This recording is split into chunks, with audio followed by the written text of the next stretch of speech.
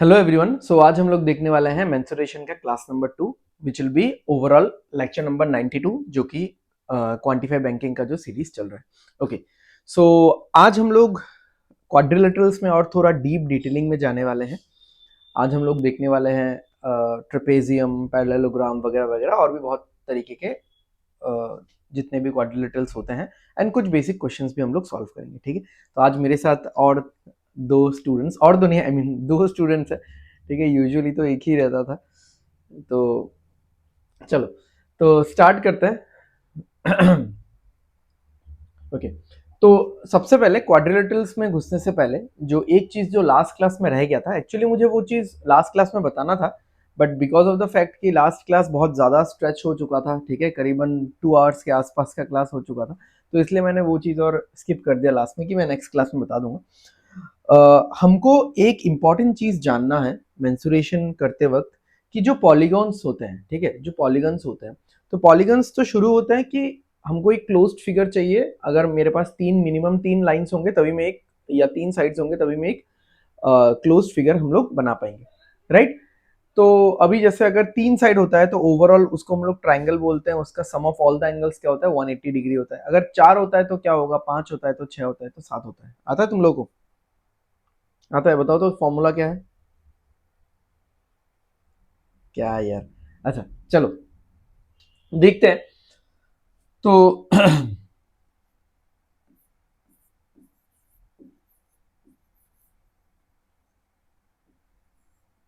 अब पॉलीगन्स में जैसे हमको तो ये पता था कि अगर ट्राइंगल है, ठीक है, तो 3 साइड का है, ठीक है, और ट्राइंगल का सम ऑफ एंगल क्या है,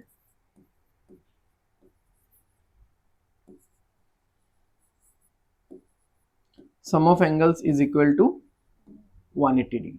ठीक है, अब अगर कोई क्वाड्रिलेटरल है यानी 4 साइड का है, तो मैं एक स्पेसिफिक कोई क्वाड्रिलेटरल नहीं बना रहा हूं, ठीक है, मैं यहाँ पे स्पेसिफिक कोई क्वाड्रिलेटरल नहीं बना रहा हूँ कि मुझे मान लो ट्रेपेजियम ही बनाना है, रेक्टेंगल ही बनाना है, ठीक है, वैसा नहीं कर रहा हूँ मैं।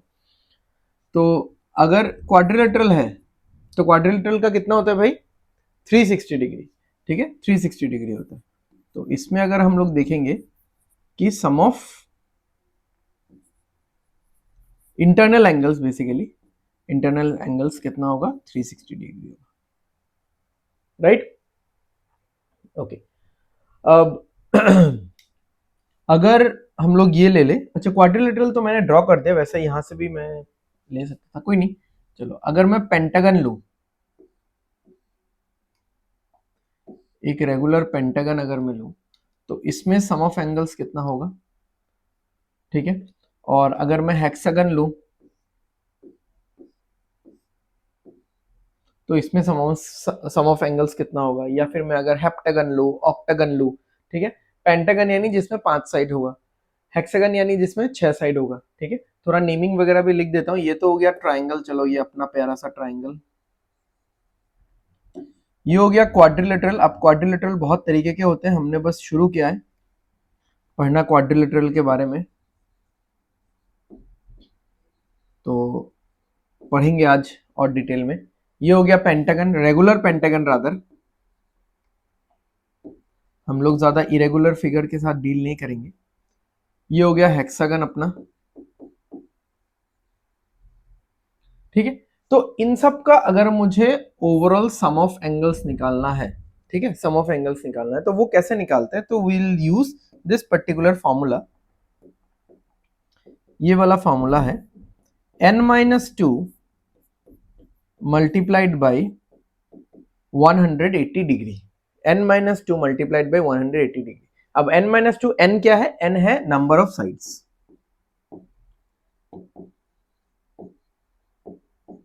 नंबर ऑफ साइड्स या नंबर ऑफ एंगल्स, जितना साइड्स होगा उतना एंगल्स होगा, इंटरनल एंगल्स, ठीक है। तो पेंटागन में देखो, पेंटागन में तो 5 है, ठीक है, इसमें 6 है। तो यहां पे ये चीज सिंपली कैसे निकल सकता है कि अगर मैं ऐसा करूं कि 5-2 इंटू 180 डिग्री, तो ये टोटल कितना आएगा, 540 डिग्री आएगा। तो अगर मैं पेंटागन का सम ऑफ एंगल्स करूं तो ये दिस विल बी 540 डिग्री, ठीक है। अगर मैं यहां पे करता हूं 6-3 इंटू 180 डिग्री। सो यहाँ पे सॉरी 6 माइनस 2,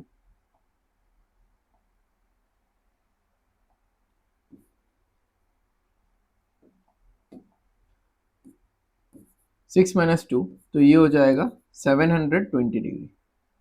ठीक है, तो ओवरऑल ये आगे बढ़ता रहेगा, बढ़ेगा। ठीक है, ठीक है, समझ में आ रहा है? तो ये हो गया सम ऑफ एंगल्स के बारे में। ठीक है, जब हम लोग क्वेश्चन सॉल्व करेंगे और भी बहुत सारी चीजें हैं। ठीक है, कि एक पर्टिकुलर एंगल का वैल्यू कैसे निकालना है, एक्सटीरियर एंगल का सम क्या होता है। हालांकि एक्सटीरियर एंगल का सम यहाँ पे टोटल वो फिक्स हो जाएगा, बट फिर भी, and then number of diagonals. ठीक है, तो ये सब हम लोग देखेंगे, बाद में देखेंगे, ऐसा कोई हार्ड एंड फास्ट नहीं है। जब हम लोग क्वेश्चंस करेंगे तो उसमें मैं डाल दूंगा। ठीक है, ये वाला समझ में आ गया। चलो, तो आज हम लोग जो देखने वाले हैं, हम लोग आगे बढ़ते हैं। आज हम लोग देखने वाले हैं क्वाड्रिलेटरल के बारे में।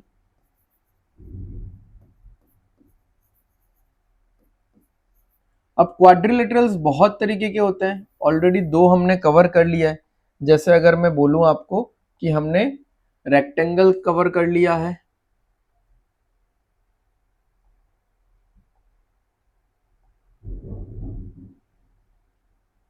हमने रेक्टेंगल कवर कर लिया है, फिर हमने हमने स्क्वायर कवर कर लिया है।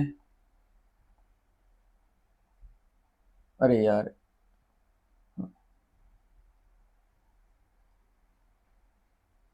हमने स्क्वायर कवर कर लिया है, देन उसके बाद और हमने और कुछ कवर नहीं किया है इसमें। इसमें अब ट्रेपेजियम भी आएगा। आज की क्लास में हम लोग ट्रेपेजियम देख सकते हैं। ठीक है, ट्रेपेजियम देखने को मिलेगा हमको। ओके, नेक्स्ट और क्या क्या मिलेगा हमको? पैरेललोग्राम मिलेगा हमको। ठीक है,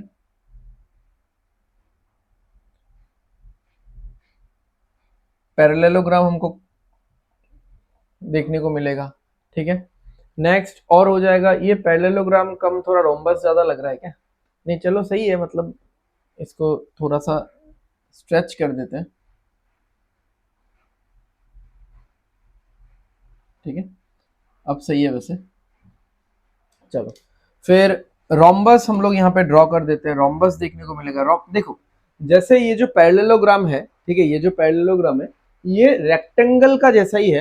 अब रेक्टेंगल अगर थोड़ा सा इंक्लाइंड हो जाएगा वो पैरेललोग्राम हो जाएगा। अब जो रोम्बस होता है, रोम्बस स्क्वायर ही है, बट स्क्वायर अगर थोड़ा सा इंक्लाइंड हो जाएगा तो वो रोम्बस हो जाएगा।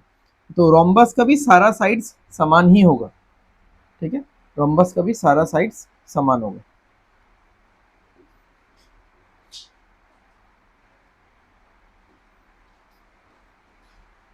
ठीक है, ये इसको आप रोम्बस मान सकते हो। तो अभी सारा नेमिंग कर देते हैं। जैसे ये हो गया रेक्टेंगल, ये हमने कवर कर लिया है लास्ट क्लास में। ये हो गया स्क्वायर, ये हमने कवर कर लिया है लास्ट क्लास में। ठीक है, ये हम लोग इसके बारे में हम लोग आज देखेंगे ट्रेपेजियम, इसके बारे में भी हम लोग आज देखने वाले हैं। Parallelogram, and if time persist हम लोग रोम्बस के बारे में भी आज ही पढ़ेंगे।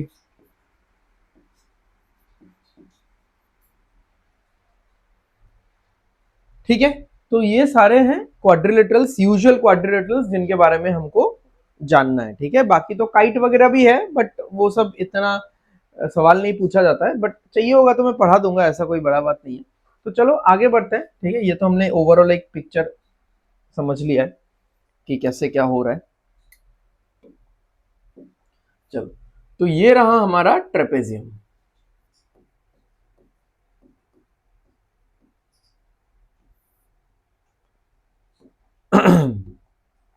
ओके, तो ट्रेपेजियम में अगर आप नेमिंग देखोगे कि ए हो गया, बी, सी, डी। ठीक है, तो ट्रेपेजियम में ये वाला साइड आप कुछ भी एक मान लो।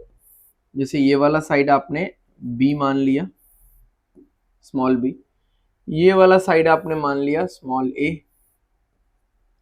सो चलो हम लोग ट्रेपेजियम देखते हैं। बीच में थोड़ा सा कनेक्शन डिस्कनेक्ट हो गया था, ठीक है, अचानक से, क्योंकि बारिश वगैरह भी बहुत देर है।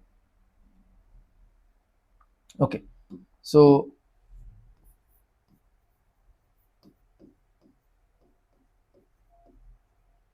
ये आ गया हमारा ट्रेपेजियम। अब ट्रेपेजियम में अगर मैं यहाँ पे नेमिंग करूं, जैसे ये ए है, ये बी है, ये सी है, ये डी है, इसको आप मान लो स्मॉल बी, इसको आप स्मॉल ए मान लो। हालांकि यहाँ पे ये आइसोसेलेस ट्रेपेजियम जैसा दिख रहा है, तो ये दोनों इक्वल है, बट हम लोग फिलहाल के लिए अलग अलग ही मानते हैं, ठीक है। इसको आप x मान लो एंड इसको आप y मान लो, ठीक है। एंड यहाँ पे एक इसका हाइट रहेगा, ये हो गया इसका हाइट, ठीक है। ये भी हो सकता है हाइट, कोई बात नहीं है, दोनों सेम ही होगा हाइट। ओके, सो ट्रेपेजियम का एरिया पता है, half into base into height, जो ट्राइंगल का एरिया है उसमें बेस है तो दोनों बेस आ जाएगा। तो ट्रेपेजियम का जो पेरीमीटर है, सबसे पहले पेरीमीटर लिखते हैं हम लोग।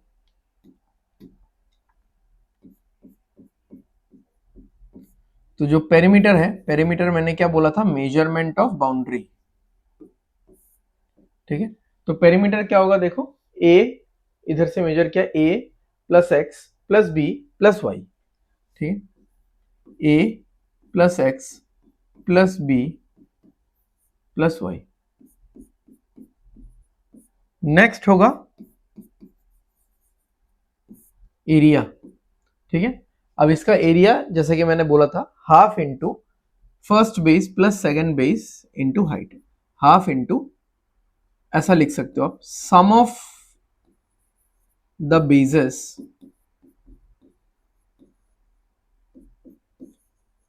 Into height. इसका मतलब ये कैसा आएगा, half into A plus B into H, ठीक है, समझ में आ गया।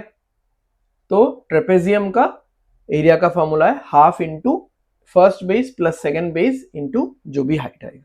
अब इस चीज को हम लोग अगर थोड़ा डिराइव करने पे जाएं, कि डिराइव कैसे कर सकते हैं, जस्ट देखो, मैं डिराइवेशन इसलिए नहीं बता रहा हूं कि एग्जाम में कहीं पे पूछ लिया जाएगा, बट अगर एग्जाम में ऐसा कोई क्वेश्चन आ गया जहां पे थोड़ा मिक्स्ड फिगर्स है, जहां पे इसके साथ और एक कुछ एक अटैच कर दिया गया, एक पैरेललोग्राम अटैच कर दिया गया, और मुझे एक पर्टिकुलर पोर्शन का ही एरिया निकालना है, तब ये जो प्रूफ में हम लोग जो अप्रोच लगाते हैं ना, वो सारा कभी कभार हमको काम में आ जाता है, ठीक है, वो विजुअलाइजेशन काम में आ जाता है हमारा। तो नेमिंग कर देते हैं, ए बी सी डी, ये हो गया स्मॉल बी, ये हो गया स्मॉल ए, यहां पे आ गया x, यहां पे आ गया y, ठीक है, एंड ये आ गया हमारा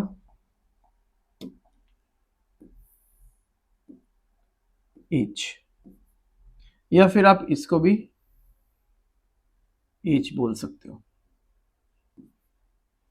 ठीक है। तो अब एक चीज देखो, क्या हम इस ट्रेपेजियम को 3 हिस्सों में डिवाइड कर सकते हैं? क्या क्या 3 हिस्से मैं बताता हूं आपको।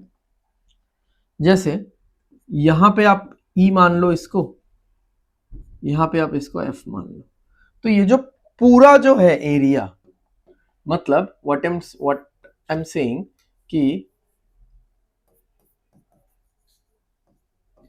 Area of trapezium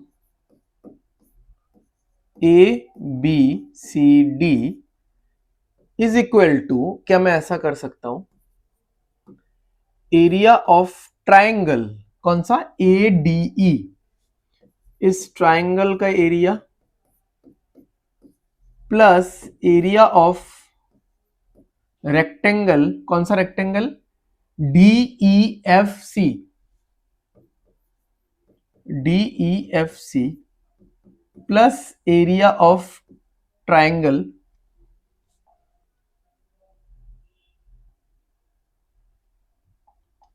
plus area of triangle B C F, B C F. ये लिखा जा सकता है, ध्यान से देख लो, आप लोग भी देख लीजिए एक बार, ठीक है। ये लिख सकते हैं हम लोग इस चीज को ऐसा कि मैंने क्या किया, इस ट्रेपेजियम को 2 हिस्सों में डिवाइड, आई मीन 3 हिस्सों में हमने डिवाइड कर दिया इस ट्रेपेजियम को, ठीक है, इसको हमने 3 हिस्सों में डिवाइड कर दिया। तो यहाँ पे हो क्या रहा है कि मुझे 3 अलग अलग सेगमेंट मिल गया। अब इन सेगमेंट्स का मैं एरिया निकाल लूंगा। तो आप यहाँ पे अगर थोड़ा सा नोटिस करोगे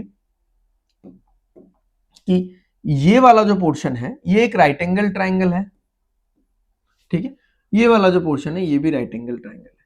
तो इसका एरिया कैसे निकलेगा, इसका एरिया कैसे निकलेगा बताओ?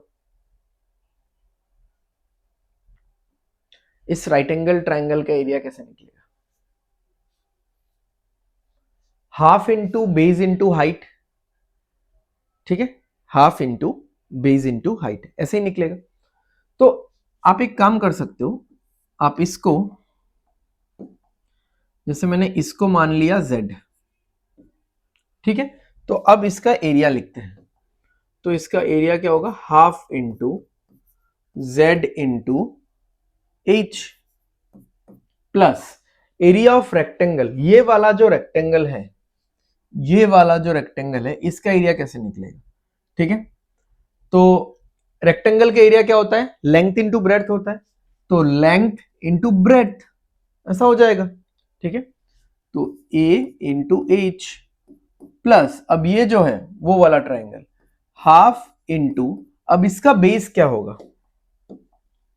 ये वाला बेस क्या होगा?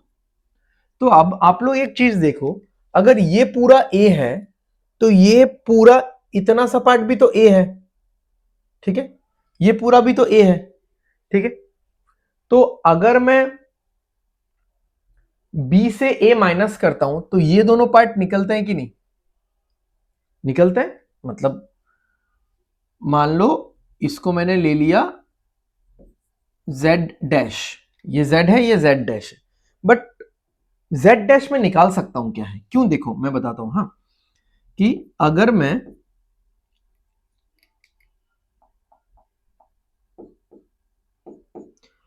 मैं b माइनस ए करता हूं ना, b पूरा और माइनस a, तो दिस प्लस दिस ही मिलेगा, क्योंकि यही बचेगा सिर्फ। तो b minus A is equal to what? z plus z dash, और z डैश निकालने के लिए फिर इसको भी माइनस कर दो, तो b minus A minus z is equal to z dash, ठीक है। तो ये वाला बेस हमारा आ गया क्या? b minus A minus z, ठीक है, b minus A minus z into H, half into base into H. अब आप सॉल्व करो इसको आराम से, कि सॉरी, हाफ तो एक कॉमन ले लो, यहां पे आ जाएगा जेड एच, यहां पे आ जाएगा ए एच, प्लस यहां पे आ जाएगा बी एच, माइनस में आ जाएगा ए एच, माइनस में आ जाएगा जेड एच, ठीक है।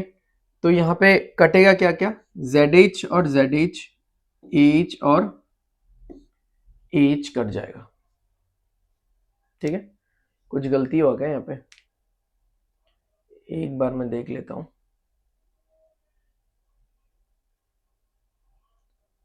b से a माइनस करने पे z प्लस,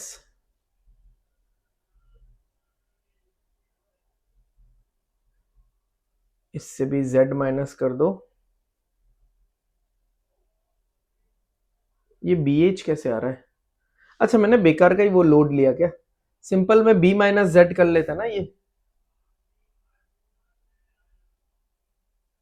नहीं, b से a तो वही माइनस ही करना पड़ेगा मुझे, b से a माइनस करेगा तभी वो पार्ट आएगा। यहाँ पे कहाँ पे गलती हो रहा है यार? Half into base into height, H तो और एक बचना चाहिए था ना, एच माइनस कैसे जा रहा है? अच्छा अच्छा अच्छा अच्छा, हाफ कॉमन लेंगे तो यहाँ पे तो 2h आएगा ना, इसमें हाफ है, इसमें हाफ है, तो इसमें तो हाफ नहीं है ना, तो यहाँ पे 2h आएगा। तो अब देखो यहाँ पे एच एक रह जाएगा, तो क्या आ रहा है? Half into H plus B H, तो बेसिकली ये आ रहा है half into A plus B into H. ठीक है, समझ में आ गया। सो ट्रेपेजियम का एरिया का फॉर्मूला इस तरीके से डिराइव कर सकते हैं। मैंने ये डिराइवेशन इसीलिए बताया क्योंकि थोड़ा विजुअलाइजेशन हम लोग का डेवलप होता है। कभी भी अगर मिक्स्ड फिगर्स आता है, एक पर्टिकुलर सेगमेंट निकालने को देता है, तो इस तरीके का स्प्लिटअप हमको करना पड़ेगा या पड़ सकता है। ठीक है, सो ऐसा नहीं कि हाँ मतलब थोड़ी ना स्कूल लेवल का एग्जाम दे रहे हैं हम लोग कि हमको प्रूफ सीखना है। राइट, समझ में आ गया। चलो तो आगे बढ़ते हैं। कुछ क्वेश्चंस है बेसिक, देख लो आप लोग, जल्दी जल्दी आंसर दो भाई।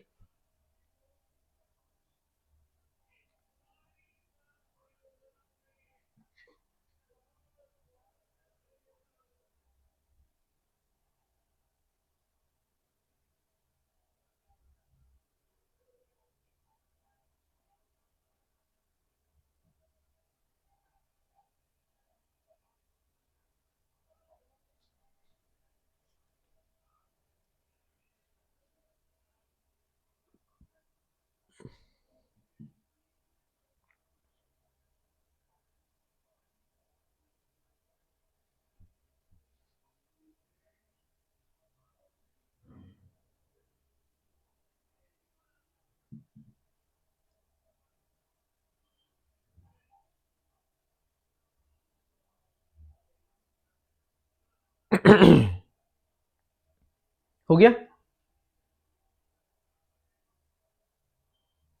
सिंपल है बिल्कुल। चलो, find the difference of the length of the two parallel sides of a trapezium if one parallel side is 10 and height is 24 and the area is 960। अच्छा, the difference of the length of two parallel sides। ठीक है, तो trapezium में हमको पता है कि दो पैरेलल साइड्स होता है, इनका बीच का डिफरेंस यानी b माइनस ए पूछा है मुझे। ठीक है, तो सिंपल देख लो कि यहाँ पे एरिया कितना है, एरिया है 960। हमको क्या पता है कि एरिया का फॉर्मूला क्या होगा, half into A plus B into H is equal to 960। जो जो वैल्यूज है वो यहाँ पे पुट कर दो। एक तो 10 है, दूसरे का मुझे नहीं पता है, हाइट है 24। अब one of the parallel sides is 10 दिया है, तो छोटा वाला दिया है कि बड़ा वाला दिया है ये नहीं पता। ठीक है, तो प्रोबेबली छोटा वाला ही दिया है। ओके, 24 से कटेगा तो कितना होगा ये,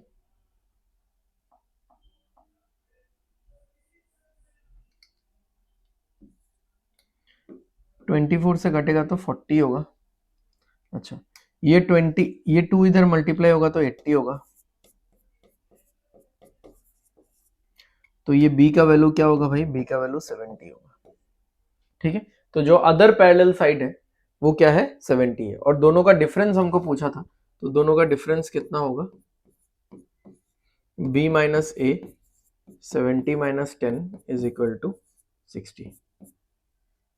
ठीक है, समझ में आ गया, एकदम सिंपल है। मैंने जस्ट बताया, देखो ये सब इतने ऐसा नहीं कि बहुत ही हाईफाई बहुत ही स्टैंडर्ड क्वेश्चन है, क्योंकि हमने ट्रेपेजियम पढ़ा है तो मैंने सोचा कि थोड़ा सा एक आध मैं पूछ लेता हूँ इस पे क्वेश्चन। ठीक है, हर शेप पे हम लोग अभी क्वेश्चंस तो नहीं करेंगे, हम लोग प्रोबेबली नेक्स्ट क्लास से वो शुरू करेंगे।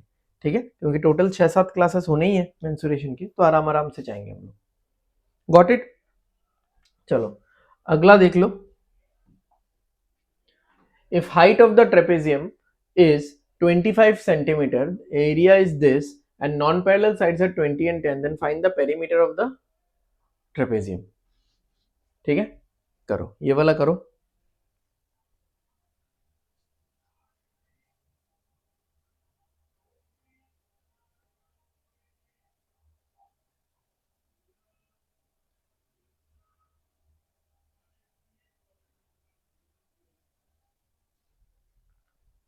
काफी कुछ दिया हुआ है यहाँ पे, देखो यहाँ पे हाइट दिया हुआ है ट्रेपेजियम का। ठीक है, यानी अगर मैं ऐसा ट्रेपेजियम ड्रॉ करूं, ठीक है, हाइट तो दिया ही हुआ है, कितना है हाइट, नहीं हाइट, हाँ हाइट है ना, हाइट 25 है, ये 25 है। ठीक है, तो ये 10 दिया हुआ है, ये 20 दिया हुआ है जो नॉन पैरेलल साइड है। ठीक है, डायग्राम थोड़ा सा गड़बड़ा गया है, ठीक है, बट ठीक है मैनेज कर लो, समझ में आने से हुआ। If the height of the trapezium is 25, area तो ठीक है चलो, नॉन पैरेलल साइड्स, जो नॉन पैरेलल साइड्स है वो 10 और 20 है, फाइंड द पेरीमीटर। अब मुझे ये दोनों नहीं पता, ये दोनों मुझे नहीं पता, ठीक है, तो वो निकल जाएगा क्योंकि एरिया दिया हुआ है। तो एरिया कितना दिया हुआ है यहाँ पे, एरिया 400 है। हमको पता है कि एरिया क्या होता है, half into A plus B, यानी base 1 plus base 2 into height is equal to 400। तो यहाँ पे हो जाएगा half into A plus B, ये 25 है और 400, ठीक है। तो 25 से कैंसिल करोगे 16 आएगा, यहाँ पे 16 आएगा, ये 2 मल्टीप्लाई होगा इधर, तो a प्लस बी कितना आ रहा है, a प्लस बी 32 आ रहा है। तो अगर मुझे पेरीमीटर निकालना ही है, अगर मुझे पेरीमीटर निकालना है तो पेरीमीटर क्या होगा, इसका इस साइड का, इस सबसे बड़े साइड का लेंथ प्लस 20 प्लस इसका लेंथ प्लस 10, ठीक है। तो इन दोनों का तो टोटल आ चुका है ना, मेरे पास कितना है 32 है, प्लस में 20 है, प्लस में 10 है, तो टोटल कितना आ रहा है 62 सेंटीमीटर आ रहा है इसका पेरीमीटर, ठीक है। समझ में आया, तो सिंपल है क्वेश्चन, ठीक है, इतना कुछ हार्ड एंड फास्ट, कुछ हाईफाई नहीं है, ठीक है, क्लियर है। चलो आगे बढ़ते हैं। तो आगे ये सारा कुछ है, मुझे यहाँ पे सामने से तो काफी इजी दिख रहा है, ठीक है, I don't know about you, मैं एक बार कैमरे में आके देख लेता हूँ, ठीक है, क्लियर दिख रहा होगा यहाँ से, हाँ यहाँ से तो ठीक ही दिख रहा है भाई। तो हम लोग क्योंकि प्रॉपर्टीज पढ़ रहे हैं धीरे धीरे, तो हम लोग आगे बढ़ेंगे। जैसे हमने स्क्वायर तो देख लिया है, ठीक है, स्क्वायर में हमने क्या क्या देखा है कि ऑपोजिट साइड्स आर पैरेलल, ये तो होता ही है, all sides are equal, all angles are right angles, ठीक है, समझ में आ रहा है ना आप लोगों को भी, ओके। रोम्बस हमने अभी तक देखा नहीं है, हम लोग देखेंगे, ठीक है। रोम्बस में भी क्या है कि ऑपोजिट साइड्स आर पैरेलल, तो ऑपोजिट साइड्स तो पैरेलल होते हैं और इक्वल भी होते हैं, ठीक है। और इक्वल क्या मतलब, all sides are equal, even मैंने बोला ना रोम्बस क्या है, रोम्बस स्क्वायर जैसा ही है बट थोड़ा सा इंक्लाइंड है, इंक्लाइंड की वजह से ये एंगल्स जो स्क्वायर में 90 फिक्स है वो रोम्बस में 90 फिक्स नहीं हो पाता है, ठीक है। अच्छा, रेक्टेंगल हमने देखा है, ठीक है, रेक्टेंगल तो हमने लास्ट क्लास में ही देख लिया था। रेक्टेंगल में क्या है, opposite sides are parallel and equal, all angles are right angles, यहाँ पे 90 डिग्री होता है। पैरेललोग्राम अभी अभी हमने देखा, नहीं देखा हमने पैरेललोग्राम, हमने तो ट्रेपेजियम देखा है,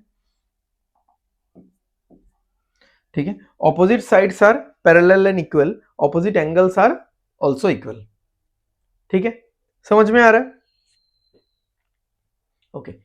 तो आगे बढ़ते हैं, चलो ये वाला हमको ध्यान देना है, ये वाला हमको ध्यान देना है, ये सारा चीज कि opposite angles are equal, diagonals bisect each other at right angles but diagonals are not equal, ठीक है। तो रोम्बस पढ़ेंगे तो हम लोग देखेंगे इसमें। चलो तो शुरू करते हैं हम लोग पैरेललोग्राम।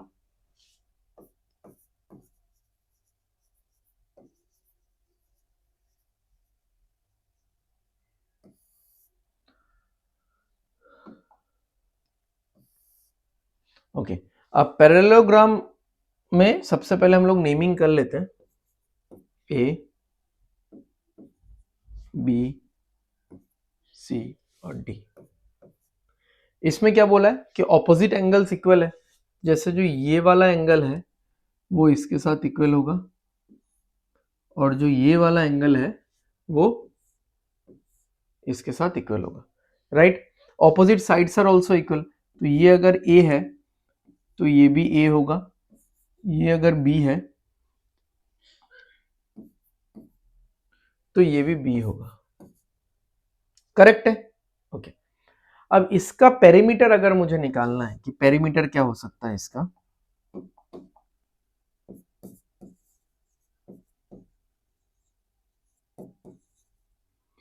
तो इसका पेरीमीटर होगा 2 into A plus B, twice A plus twice B होगा, एकदम रेक्टेंगल जैसा होगा क्योंकि ए प्लस बी प्लस ए प्लस बी, तो 2 बार ए आएगा 2 बार बी आएगा, 2 कॉमन ले लोगे, 2 into A plus B.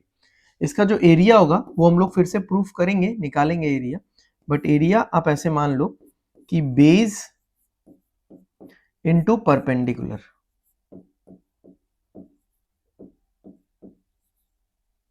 But इसमें एक चीज ध्यान देना, जो बेस ले रहे हो उसी के ऊपर का परपेंडिकुलर आपको इसमें लेना पड़ेगा। जो बेस लोगे उसी का रेस्पेक्टिव परपेंडिकुलर चाहिए होगा, ठीक है, विल सी इनटू दैट। अच्छा, और एक चीज इंपॉर्टेंट कि अगर मैं एंगल्स का बात करूं ना, ऑपोजिट एंगल्स का बात करूं, जैसे मान लो कि मैंने ये दोनों एंगल x बोल दिया, इस एंगल को मैंने y बोल दिया, ठीक है, तो क्योंकि ये क्वाड्रिलेटरल ही है, हर जिस भी चीज में चार साइड होता है, चार एंगल होता है, उसको हम लोग क्वाड्रिलेटरल ही बोलते हैं, ठीक है, 4 एंगल्स एंड 4 साइड्स। तो क्वाड्रिलेटरल अगर है तो इसका सारा एंगल मिला के कितना होना चाहिए, 360 डिग्री। तो देखो क्या क्या एंगल है, 2 बार x है, 2 बार x है, 2 बार y है, तो सब मिला के कितना होगा, 360 डिग्री। अगर मैं 2 कॉमन ले लूं तो ट्वाइस x प्लस वाई कितना होगा, 360 डिग्री। अगर कैंसिल कर दूं तो x प्लस वाई कितना होगा, 360 डिग्री। यानी पैरेललोग्राम में जो एडजेसेंट एंगल्स है, एडजेसेंट एंगल्स यानी जो पड़ोसी नेबरिंग एंगल्स है, ठीक है, नेबरिंग एंगल्स एक्स वाई या फिर ये वाई एक्स या एक्स वाई वाई एक्स, जो नेबरिंग एंगल्स है, दो नेबरिंग एंगल्स का सम हमेशा क्या होगा पैरेललोग्राम में, 180 डिग्री, ठीक है। तो आई वोंट से कि दिस इज डेडली इंपॉर्टेंट, ठीक है, बट हाँ आप ध्यान रखिएगा इस चीज का, ठीक है। चलो, तो हम लोग देख लेते हैं कि ये जो एरिया आता है, ये जो एरिया आता है, ये किस तरीके से हम लोग सोच सकते हैं इस एरिया के बारे में, ठीक है। जैसे मान लो, नेमिंग कर देता हूं मैं फिर से, ए सी डी, ओके, तो ये ए हो गया, ये बी हो गया,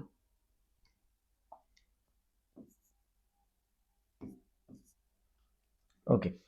तो अब अगर मैं हाइट ड्रॉ करूं इसका, ठीक है, कि मान लो मैंने इसको स्प्लिट किया, ठीक है, ये पूरा ऐसा इसका डायगोनल है,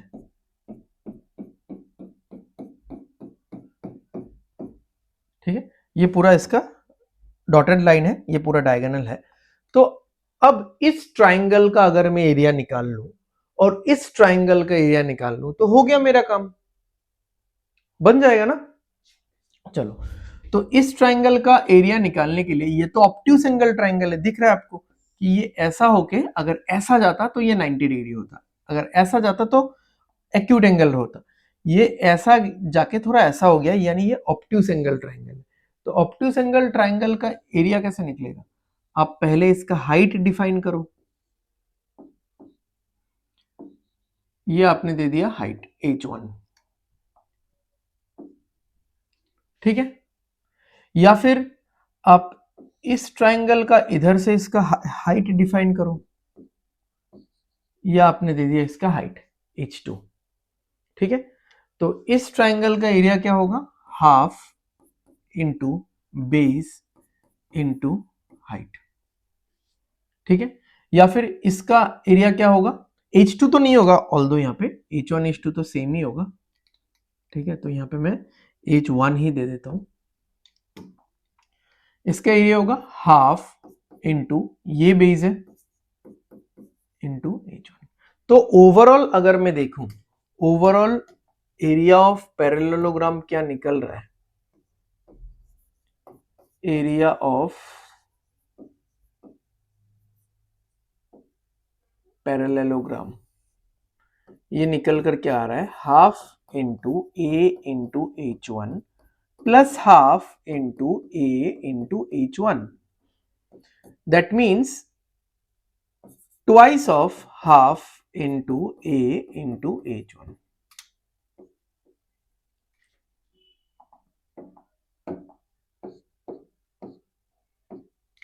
तो ये आ गया a इंटू h1।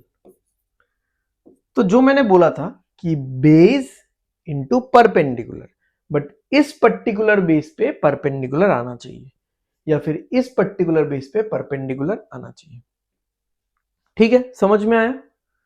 तो वही चीज यहां पे फिर से और एक बार हम लोग देखते हैं, ये ए हो गया, ये हमारा बी है, सी है, डी है, ये ए है साइड, ये भी ए है, ये बी है, ये भी बी है। ठीक है, अच्छा अब इज इट नेसेसरी कि इस बेस के ऊपर ही मुझे परपेंडिकुलर ड्रॉप करना है, इस बेस के ऊपर ही मुझे परपेंडिकुलर ड्रॉप करना है? ऐसा भी तो हो सकता है कि इस बेस के ऊपर भी परपेंडिकुलर ड्रॉप किया जा रहा हो सकता है ऐसा। तो वो चीज कैसे होगा?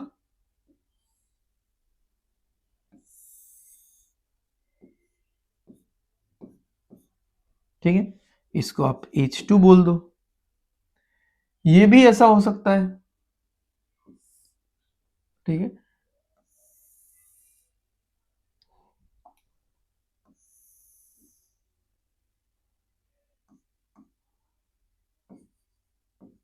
इसको भी आप H2 बोल दो। ठीक है, समझ में आ रहा है? तो अब यहां पे मैंने ट्राइंगल ऑल्दो डिवाइड नहीं किया है, तो अगर मैं ट्राइंगल यहां से मैं आपको बता देता हूं, तो ये भी हो सकता है कि इस बेस के ऊपर मैंने परपेंडिकुलर ड्रॉ किया, इसमें इस बेस के ऊपर मैंने परपेंडिकुलर ड्रॉ किया, बात यहां पे वही एक ही निकल रहा है। ठीक है, कि ये जो डायगोनल है, ठीक, ये जो डॉटेड लाइन वाला डायगोनल है, इस डायगोनल में हमको दो, इस डायगोनल ने इस पैरेललोग्राम को दो इक्वल हिस्सों में डिवाइड किया है, दो इक्वल ट्राइंगल्स में डिवाइड किया है, और दोनों ही ऑब्ट्यूज एंगल ट्राइंगल है। इस ऑब्ट्यूज एंगल ट्राइंगल का एरिया निकालने के लिए मैं इस बेस का भी इस्तेमाल कर सकता हूं, उस बेस का भी इस्तेमाल कर सकता हूं। ठीक है, तो जैसे भी मैं करूंगा तो अल्टीमेटली यहां पे जो एरिया ऑफ पैरेललोग्राम जो बनेगा,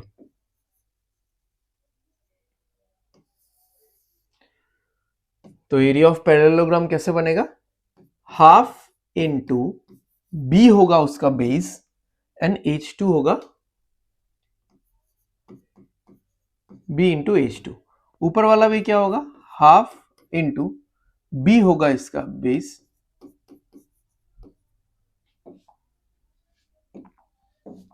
तो ये हो गया half into B into H2, ये भी हो गया half into B into H2। ठीक है, don't be in such kind of doubt कि ये वाला एरिया यहां पे इंक्लूड हो जाएगा, क्योंकि मैं बेस इतना ही ले रहा हूं, बेस ये वाला नहीं आ रहा है, ये तो बस हाइट के लिए आ रहा है, ये वाला एरिया इंक्लूड नहीं होगा, इस बेस का जितना लेंथ है उतना वाला ही एरिया इसके साथ इंक्लूड होगा। ठीक है, समझ में आ रहा है? तो यहां पे ये हो गया, सॉरी, यहां पे ये हो गया twice into half into B into H2, तो ये दोनों कट जाएंगे, तो अल्टीमेटली ये हमको होगा b इंटू H2। ठीक है, समझ में आ गया? अब बहुत इंपॉर्टेंट चीज जो आप लोग को ये समझना है कि मैंने जो स्टार्टिंग में बोला था कि पैरेललोग्राम का जो एरिया होगा वो क्या होगा? बेस इनटू परपेंडिकुलर होगा, but respective base into perpendicular. जो बेस आप ले रहे हो, ठीक है, आप जो बेस ले रहे हो उस बेस पे परपेंडिकुलर चाहिए। यहां पे आप जो बेस ले रहे हो उस बेस पे आपको परपेंडिकुलर चाहिए। अगर आप ऐसा करते हो कि AH2 एंड BH1, तो ये पूरा एंटायरली गलत का है, क्योंकि H2 जो है ये परपेंडिकुलर इस साइड पे ड्रॉप हुआ है, ना कि इस साइड पे। तो जिस साइड पे जो परपेंडिकुलर ड्रॉप होगा उसी को आपको एरिया निकालने के लिए लेना पड़ेगा। राइट, समझ में आ गया? चलो, तो पैरेललोग्राम का बेसिक किस्सा यहां पे खत्म होता है। अब हम लोग आगे बढ़ते हैं। चलो, हम लोग चलते हैं अभी रोम्बस पे, उसके बाद हम लोग कुछ बेसिक क्वेश्चंस देख लेंगे। So this is rhombus.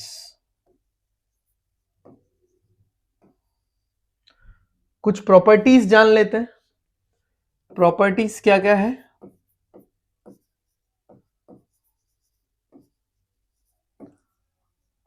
All sides are equal, ठीक है,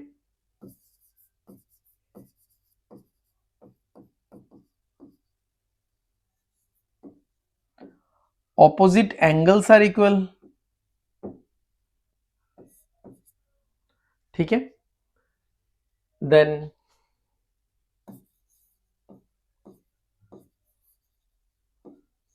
diagonals bisect each other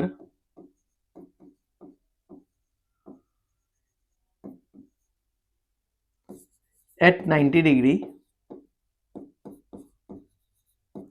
but they are not equal.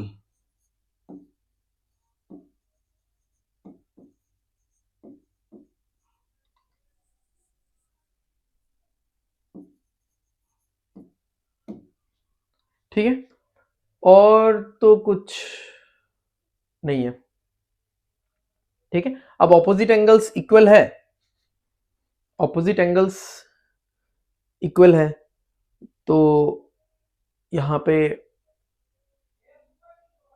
ये भी हो जाएगा कि हाँ चलो ठीक है, वो तो हमको पता चल ही जाएगा कि 180 डिग्री वाला जो फंडा है, चलो कोई इसमें दिक्कत वाला बात नहीं है, ठीक है, समझ में आ गया। अच्छा, अब इसमें हम लोग डायगोनल्स अगर ड्रॉ करते हैं तो एक्चुअली डायगोनल्स इसका ऐसे होगा,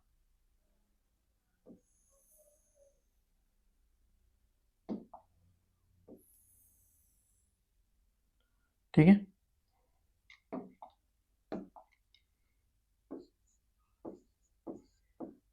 ये सारा ही परपेंडिकुलर होगा, ये सब परपेंडिकुलर है, सब 90 डिग्री, राइट।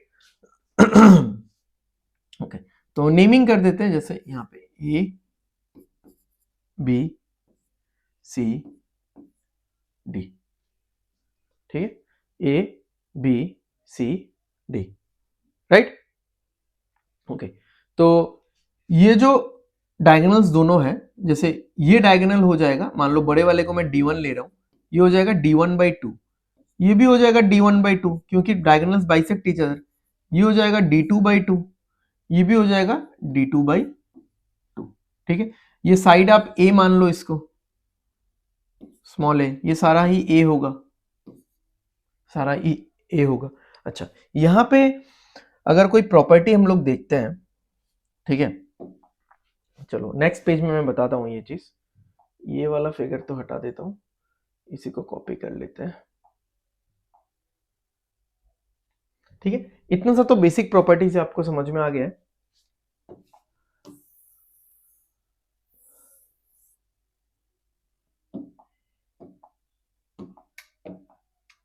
अच्छा, अब यहां पे अगर पेरीमीटर का मैं बात करूं कि पेरीमीटर क्या हो सकता है, तो पेरीमीटर होगा 4 इंटू ए, सिंपल स्क्वायर जैसा ही होगा क्योंकि चारों साइड तो सेम है। ओके, एरिया का अगर मैं बात करूं कि एरिया क्या होगा, तो एरिया चलो डिराइव करते हैं, ठीक है, एरिया हम लोग डिराइव कर सकते हैं, कोई इसमें प्रॉब्लम नहीं है। मतलब एरिया में लिख देता हूं half into d1 into d2, ठीक है, ये कॉमन फॉर्मूला है रोम्बस के एरिया का, बट वो एरिया हम लोग डिराइव कर सकते हैं। कैसे, देखो, अगर मैं ये वाला ट्राइंगल लेता हूं, यहां पे मैं एक पॉइंट मार्क कर देता हूं ओ करके, ये पॉइंट ओ है मान लो, ठीक है, ये पॉइंट ओ है। अगर मैं ये वाला ट्राइंगल लेता हूं ए ओ बी, ये तीनों ट्राइंगल तो राइट एंगल ट्राइंगल है और इक्वल है, तीनों के तीनों, आई मीन चारों के चारों राइट एंगल ट्राइंगल है, चारों के चारों इक्वल है। तो अगर मैं एओबी राइट एंगल ट्राइंगल लेता हूं इन ट्राइंगल एओबी, तो इसमें होगा क्या, इसमें ए बी का जो स्क्वायर है इज इक्वल टू एओ का स्क्वायर प्लस बीओ का स्क्वायर आएगा, ठीक है, आएगा। ओके, तो ए बी का स्क्वायर क्या है, यहां पे ए स्क्वायर है, ठीक है। अच्छा, नहीं चलो इस चीज को मैं अलग से प्रूफ करके आपको बताऊंगा, अभी तो बस एरिया निकाल लेते हैं, उसके बाद थर्ड #3 में बता दूंगा। तो एरिया अगर मैं निकालूं तो एरिया होगा half into base into height, right, half into base into height, यही होगा एरिया। अच्छा, अब अगर मैं इसको ऐसा करूं कि ये एरिया तो था एरिया ऑफ इस ट्राइंगल का, अगर मैं एरिया ऑफ रोम्बस करना चाहूं तो ये जो एरिया है half into d1/2 into d2/2,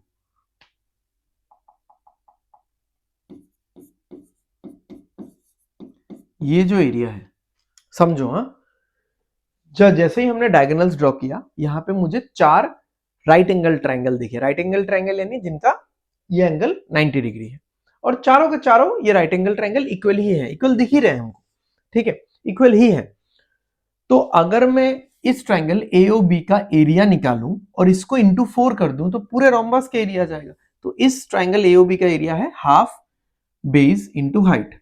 अब एरिया ऑफ रोम्बस होगा हाफ बेस इंटू हाइट, ये जो निकला है इसका 4 गुना। तो 2 इंटू 2 4, 2 इंटू 2 4, ये तो कट जाएगा, तो यहां पे बचता है हमारा half into d1 into d2। ठीक है, समझ में आया, ये प्रूफ हो गया। अच्छा, जो चीज मैं आप लोगों को यहाँ पे बताना चाह रहा था वो मैं यहाँ बता देता हूँ कि इस ट्राइंगल में हम लोग ये भी कर सकते हैं कि AB का square is equal to AO का स्क्वायर प्लस BO का स्क्वायर। तो AB का स्क्वायर क्या होगा, A स्क्वायर आएगा ये, ठीक है, AB का स्क्वायर ये आएगा A स्क्वायर, राइट। अच्छा, AO का स्क्वायर क्या आएगा, D1 स्क्वायर बाई 4 प्लस ये आएगा D2 का स्क्वायर बाई 4, पूरे को 4 से मल्टीप्लाई कर दो, क्या आएगा 4A square is equal to D1 square plus D2 square. ये भी बड़ा ही काम का रिलेशन है जो हमको हेल्प करेगा, बहुत जगह पे हेल्प करेगा रोम्बस के क्वेश्चंस को सॉल्व करने में, कि 4 इंटू साइड का जो स्क्वायर है इज इक्वल टू बाकी दोनों डायगोनल्स का स्क्वायर है, आई मीन स्क्वायर का एडिशन है, ठीक है। और ये बाकी पेरीमीटर और एरिया का फॉर्मूला तो है ही हमारे पास, ठीक है, समझ में आ गया। So this is rhombus for you, ठीक है। यहाँ पे प्रॉपर्टीज वगैरह लिखे हुए हैं, यहाँ पे और ज्यादा हमने डिस्कस नहीं किया, बस प्रॉपर्टीज वगैरह लिखे हुए हैं यहाँ पे, ठीक है, लिख लिया, ये वाला लिख लो।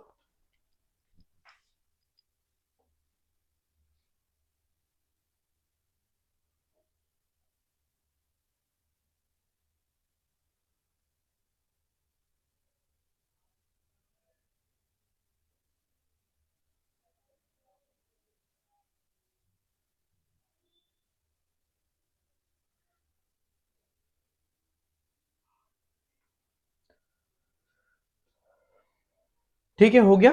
चलो अब नेक्स्ट चलते हैं, नेक्स्ट क्या है, नेक्स्ट, अरे ये कहां से आ गया, क्वेश्चन नंबर 1 से देखेंगे। तो हमने आज की क्लास में क्या क्या पढ़ लिया है एक बार देख लेते हैं। कि हमने देख लिया है कि पॉलीगन्स का जो एंगल्स है वो कैसे निकलेगा, ठीक है, क्वाड्रेटल क्या क्या टाइप के होते हैं। अब तो मैं इन सब पे टिक लगा सकता हूँ। अब हमने ये भी देख लिया है, ये भी देख लिया है, और ये रोम्बस भी हमने देख लिया है, ठीक है। नेक्स्ट ट्रेपेजियम के बारे में हमने जाना, हमने देखा, इसका एरिया का फॉर्मूला डिराइव किया, एक आध क्वेश्चंस भी करे। उसके बाद कुछ प्रॉपर्टी ऑफ क्वाड्रिलेटरल्स हमने देखा, ठीक है। उसके बाद हमने पैरेललोग्राम वगैरह देख लिया, उसका भी एरिया वगैरह हमने डिराइव कर लिया, एंड देन रोम्बस का भी एरिया डिराइव कर लिया। अब हम लोग कुछ क्वेश्चंस पे चलते हैं, बेसिक क्वेश्चन, ज्यादा नहीं, आज हम लोग 5 ही क्वेश्चंस मैंने लिया हुआ है, 5 ही क्वेश्चन सॉल्व करेंगे एकदम बेसिक। नेक्स्ट उसके बाद नेक्स्ट क्लास में देखेंगे क्या बोला है। देखो, area of a rectangular field is 350 metre square and the width of the field is कितना, 12.5% लेस देन इट्स लेंथ। तो एरिया है 350, बट हमको पता है एरिया ऑफ रेक्टेंगल होता है length into breadth is equal to 350। अब यहाँ पे बोला है कि जो लेंथ है ना, सॉरी, कि जो विड्थ है ना वो 12.5% लेस है लेंथ से, लेंथ यानी बेस है, यानी 8 से 1 कम, यानी कितना आएगा, 8 से 1 कम यानी 7 आएगा। तो अगर मैं लेंथ को 8x मान रहा हूं तो इसको मुझे 7x मानना चाहिए, ऐसा ही होगा, इज इक्वल टू 350। तो कितना हो जाएगा यहाँ पे देख लो आप लोग, 7 से अगर कैंसिल करें तो 50 आ जाएगा, यहाँ पे एक्स स्क्वायर आ जाएगा, 8 नीचे जाएगा तो कितना आएगा 50/8, यानी 2 से कैंसिल करेंगे तो 4/25। अब इसको अगर मुझे स्क्वायर में मिला के लिखना है तो मैं ऐसा लिखूंगा, X square is equal to 5² 2²। तो एक साथ हर जगह से आप स्क्वायर हटा सकते हो तो काम में देगा, एक साथ हर जगह से स्क्वायर हटाओगे तो क्या आएगा, x इज इक्वल टू 5/2, यानी 2.5 यूनिट आ गया, 2.5 सेंटीमीटर आ गया। ठीक है, find the perimeter of the field. बहुत आसान है, पेरीमीटर कैसे निकालते हैं हम लोग,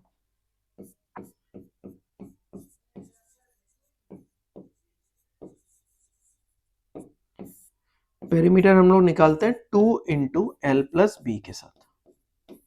तो एल प्लस बी कितना होगा, 15x होगा, 2 इंटू 15x।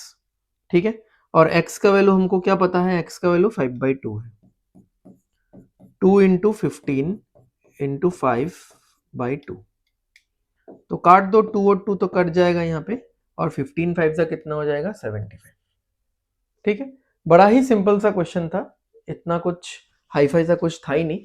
हाँ, परसेंटेज का फ्रैक्शन आपको जानना पड़ेगा, ये तो सिंपल परसेंटेज पूछ लिया है, 7.69%, 13.33%, ये सब भी पूछा जा सकता है। ठीक है, ये सब परसेंटेज सुन के आप दोनों का मुंह क्यों सूख गया, ठीक है, अच्छा ठीक है, क्लियर है, समझ में आ गया, एकदम बेसिक सा क्वेश्चन था।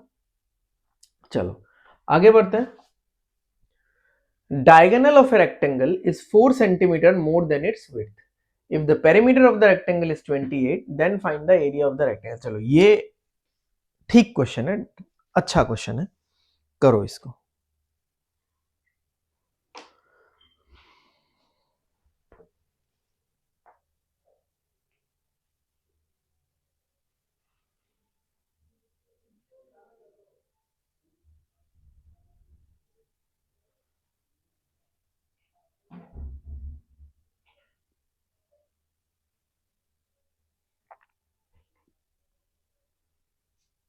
कुछ लिख पा रहे हो, देखो डायगोनल का तो आपको फॉर्मूला यहाँ पे यूज करना ही पड़ेगा।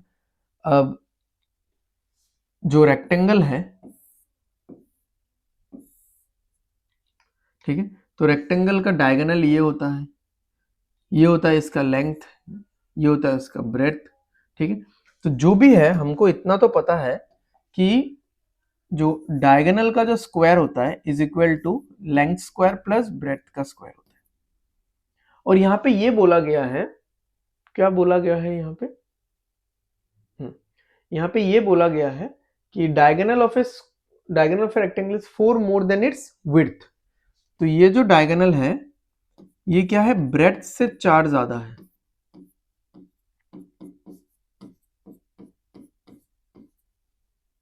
ठीक है, ये ब्रेथ से 4 ज्यादा है, तो बस स्क्वायर कर दो, a plus B whole square के फॉर्मेट में तोड़ो, B square plus 16 plus 2ab यानी 8b is equal to L square plus B square. तो बी स्क्वायर तो कैंसिल ही हो जाएगा, तो यहाँ पे क्या बच रहा है, L square minus 8b minus 16 equals to 0। ये b हमको थोड़ा सा तंग करेगा, अब उसके लिए ये वाला इंफॉर्मेशन है, perimeter of the rectangle is 28। तो मुझे पता है कि पेरीमीटर क्या होता है, 2 इंटू एल प्लस बी होता है, इज इक्वल टू 28। तो b के जगह पे मैं क्या बैठा सकता हूँ, 14 माइनस एल बैठा सकता है। ठीक है, तो यहाँ पे बैठाओ L square minus 8 into 14 minus L minus 16 is equal to 0। तो ये कितना आएगा हमारा, L square minus 112 plus 8l minus 16 equals to 0। तो यहाँ पे आएगा L square plus 8l minus 128 equals to 0। तो ये आया हमारा एक पर्टिकुलर स्टैंडर्ड क्वाड्रेटिक इक्वेशन। अब इस क्वाड्रेटिक इक्वेशन का सोल्यूशन क्या होगा, मैंने आप सभी को क्वाड्रेटिक इक्वेशन पढ़ा रखा है, बताओ भाई क्या होगा। 128 को ऐसे फैक्टर्स में तोड़ो, ठीक है, कि यहाँ पे प्लस का 8 आना चाहिए, तो क्या क्या होगा बताओ। एक प्लस में आएगा, एक माइनस में आएगा, ये तो समझ में ही आ रहा है क्योंकि कांस्टेंट टर्म नेगेटिव है, कांस्टेंट नेगेटिव होता है तो एक प्लस एक माइनस होता है, और जो बीच वाला साइन है वो हमेशा छोटे वाले के साथ बैठेगा। क्या होगा यहाँ पे 16 और 8 होगा, ठीक है। अब एक प्लस एक माइनस, ये प्लस ये माइनस, ठीक है। तो L का वैल्यू 8 आ गया। Find the area of the rectangle. Area कैसे निकलेगा भाई, एरिया होता है लेंथ इंटू ब्रेथ। लेंथ आ गया हमारा 8, ब्रेथ आएगा 6, तो अल्टीमेटली आएगा 48। बहुत ही अच्छा, बहुत ही जबरदस्त क्वेश्चन था, क्योंकि इसमें एक पर्टिकुलर सिंगल इंफॉर्मेशन से क्वेश्चन सॉल्व नहीं होगा, आपको सारे इंफॉर्मेशन को साथ में लेके अलोंग विथ क्वाड्रेटिक आपको इसको सॉल्व करना पड़ेगा, ठीक है। यहाँ पे L का वैल्यू 8 आता है।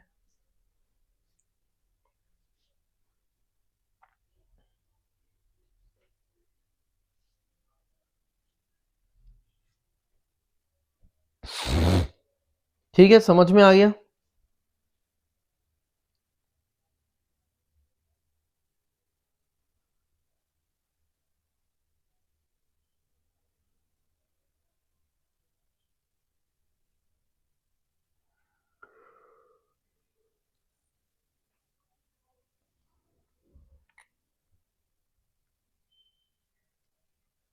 चलो अगले क्वेश्चन पे जाएं।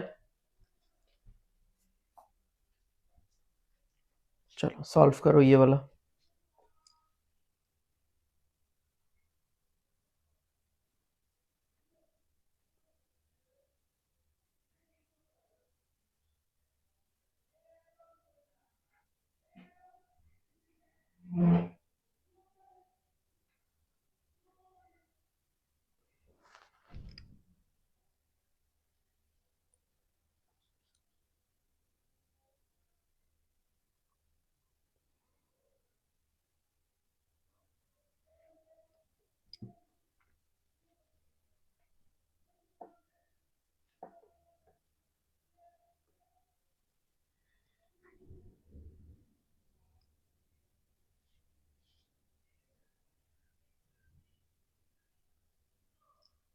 ठीक है, सिंपल है, देख लो।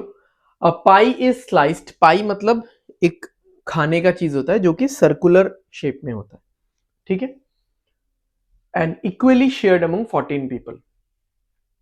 If the area of one slice of pie is this, then find the radius of the whole pie, ठीक है। तो यहां पे ये बोला जा रहा है, यहां पे ये बोला जा रहा है कि इस एक का एरिया कितना है, इस एक का एरिया है 24.75, तो पूरे सर्कल का एरिया होगा दिस इंटू 14। तो हमको पता है कि सर्कल का एरिया कितना होता है, पाई आर स्क्वायर, वो फॉर्मूला लगा के हम लोग निकाल सकते हैं। तो एरिया होगा 24.75, पूरे सर्कल का एरिया होगा इंटू 14, बट एरिया का फॉर्मूला क्या है, pi are square is equal to 2475 into 14 divided by 100। अब पाई होता है 22/7, यही यूज करना है हमको। 2475 इंटू 14 डिवाइडेड बाई 100, राइट। तो सॉल्व करते हैं। अगर मैं 11 से कैंसिल करूं तो 2 आएगा, 11 से कैंसिल करने पे 2 आएगा, 2 बचेगा 27, फिर 2 आएगा 5, ठीक है। 25 से कैंसिल करूं तो 9 आएगा, और यहाँ पे 4 आएगा, और ये आखिर में 2 से कैंसिल करूंगा तो ये 7 आएगा, और ये 7 इधर मल्टीप्लाई होगा। तो कितना हो रहा है देख लो, इधर 63 है, 63 इंटू 7 कितना होता है 441 डिवाइडेड बाई 4, विच इज 21 का स्क्वायर डिवाइडेड बाई 2 का स्क्वायर। ठीक है, यही आ रहा है। रेडियस आ रहा है 9 इंटू 7 63, 63 इंटू ये 7 क्रॉस मल्टीप्लाई होके आया 441 होगा, डिवाइडेड बाई नीचे 4 है तो उसको 2 स्क्वायर। अब left hand side right hand side सब कुछ यहाँ पे स्क्वायर के फॉर्मेट में आ चुका है, तो हम लोग फटाक से एक झटके में सारा स्क्वायर हटा देंगे, तो रेडियस आ जाएगा 21/2। 21/2 क्या होता है? 10.5, ठीक है, 10.5। समझ में आया? ऐसा बहुत सारा स्लाइसेस था यहाँ पे, 14 स्लाइसेस था, ठीक है, इक्वली शेयर हुआ है, तो इंटू 14 कर दिया, ओवरऑल सर्कल का एरिया निकल गया, या सर्कुलर एरिया जो था वो निकल गया, which is equal to pi are square. Correct है? चलो चलो देखो ये वाला क्वेश्चन, देखो ये अच्छा क्वेश्चन है, इसमें दो शेप्स को मर्ज किया गया है, ठीक है। हालांकि मैंने सोचा था कि आज के क्लास में मैं ऐसा मर्ज क्वेश्चन नहीं करवाऊंगा, बट आजकल आता है तो मैंने सोचा चलो करवा देते हैं, आप लोग भी मतलब इतने इंटेलिजेंट तो हुई कि समझ जाओगे। चलो देखते हैं। The area of an equilateral triangle is this, if the side of the square is equal to this much of the side of the triangle, then find the area of the square. तो interesting है कि आपको equilateral triangle का area दे रखा है, इससे आप इसका साइड निकाल लोगे, और क्या बोला है कि स्क्वायर का जो साइड है वो ट्राइंगल के साइड का 125% है। 125% यानी 5/4 टाइम्स 5/4 है, ठीक है। तो एरिया ऑफ द स्क्वायर निकालना है, तो बहुत सिंपल है। क्या करते हैं हम लोग पहले इक्विलेटरल ट्राइंगल पे देखते हैं कि इक्विलेटरल ट्राइंगल का जो एरिया होता है वो लास्ट क्लास में हमने निकाला था, क्या होता है? √3/4 इंटू ए स्क्वायर। तो अगर यहाँ पे √3 और √3 कैंसिल हो जाएगा, 4 इधर मल्टीप्लाई हो जाएगा, तो ए स्क्वायर का वैल्यू 36 आएगा, तो ए का वैल्यू 6 आएगा। बहुत सिंपल है कि इक्विलेटरल ट्राइंगल का साइड निकल चुका है 6, स्क्वायर का एरिया निकालना है ना, ठीक है, स्क्वायर का एरिया निकालना है। स्क्वायर का एरिया होता है साइड स्क्वायर, स्क्वायर का जो भी साइड होगा उस साइड का स्क्वायर। बट आपको ये बोला है कि स्क्वायर का जो साइड है ना, स्क्वायर का जो साइड है वो 5/4 टाइम्स है, 125% है, 5/4 टाइम्स है, यानी 125% है ट्राइंगल के, इक्विलेटरल ट्राइंगल के साइड का। तो इक्विलेटरल ट्राइंगल का साइड 6 है, उसका 5/4 टाइम्स, तो 2 3। अब देखो 5 इंटू 3 15, 15 का स्क्वायर कितना होता है? 225, और 2 का स्क्वायर कितना है? 4। 225 को 4 से डिवाइड करो, कितना आएगा? 56.25। 56 का डबल कितना होता है भाई? 112, 112 का डबल 224, यहाँ पे 225 है, यानी एक ज्यादा है, आउट ऑफ 4 यानी 0.25 आएगा, ठीक है। तो पहले जो एक एक लाइन दिया, एक एक लाइन हमने पढ़ा, पढ़ने के बाद हमने उसका फॉर्मूला लिखा, वहां से कुछ इंफॉर्मेशन मिला, फिर दूसरा वाला फॉर्मूला लिखा, ये वाला इंफॉर्मेशन वहां पे यूज किया अलोंग विद जो एक्स्ट्रा इंफॉर्मेशन था, एंड हमारा आंसर हमारे हाथों में है, राइट। चलो तो आज के क्लास का लास्ट क्वेश्चन करते हैं, सिंपल क्वेश्चन है एकदम, क्या है देखते हैं। तो हमारे पास बोला है कि एक गार्डन है जो कि रेक्टेंगुलर शेप में है, ठीक है, we have got a garden जो कि एक रेक्टेंगुलर शेप में है,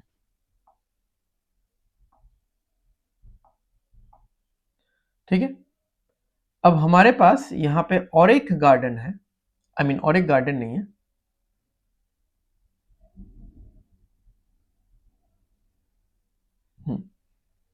ठीक है, हमारे पास एक गार्डन है जो कि रेक्टेंगुलर शेप में है, इसका साइज कितना है? 25/20, ठीक है, यानी यहां से यहां तक पूरा 25 है, और यहां से यहां तक पूरा ये 20 है, ठीक है। नहीं, मैंने थोड़ा सा गलत बना दिया है,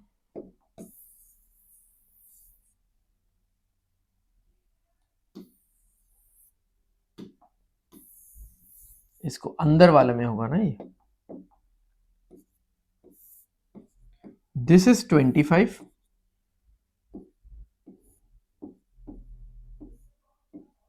दिस इज 20, ठीक है, समझ में आ गया।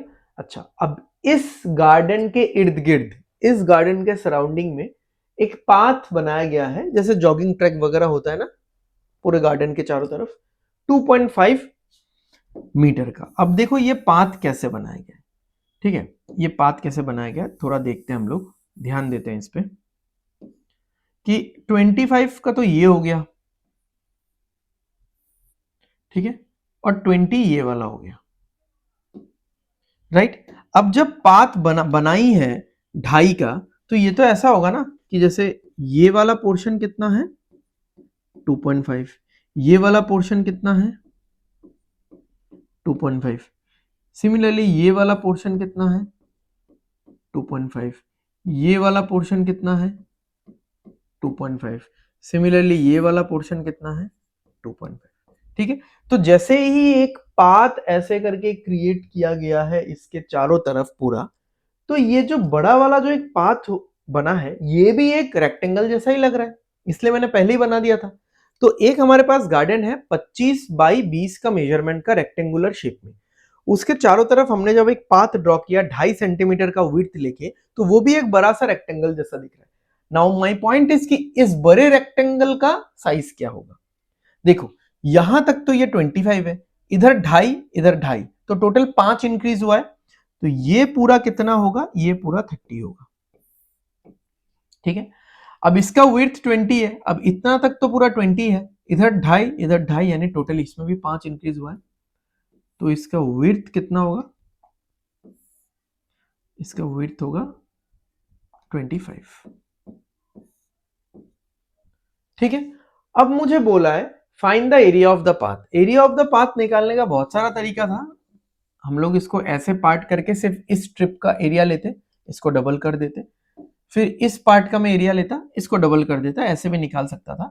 बट अभी हमने इतना ज्यादा क्वेश्चंस भी प्रैक्टिस नहीं किया है, उस लेवल के थिंकिंग में भी हम लोग नहीं गए हैं, आज पहला ही क्लास है जिसमें हम लोग थोड़े बहुत हल्के हल्के क्वेश्चंस देख रहे हैं, तो इसलिए मैं मतलब नहीं करवाना चाह रहा हूं वैसा। आप सिंपल सिंपल सोचो कि बड़े वाले ट्राइंगल से, यानी बाहर वाले ट्राइंगल से अंदर वाला ट्राइंगल का एरिया माइनस कर दो, तो बाहर वाला ट्राइंगल का एरिया ये पूरा होगा, ठीक है।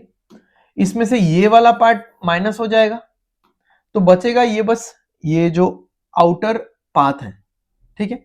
तो क्या होगा बताओ, ये क्या निकलेगा, जो रिक्वायर्ड एरिया है, area of the path, required area है वो कैसे निकलेगा, एरिया आउटर रेक्टेंगल का माइनस एरिया इनर रेक्टेंगल का। तो आउटर रेक्टेंगल का एरिया कितना होगा 30 इंटू 25 750, माइनस इनर का कितना होगा 20 इंटू 25 500, तो ये आ जाएगा 250, ठीक है। क्लियर है, समझ में आया, देख लो एक बार अगर कोई दिक्कत महसूस हो रहा है तो।